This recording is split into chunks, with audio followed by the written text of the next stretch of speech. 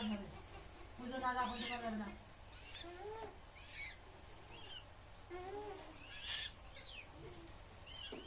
ভালো পেয়ারা যদি দাও না হলেও মেয়ে বলো কিষান দিতে পারে, আমি তাও বলছি বলো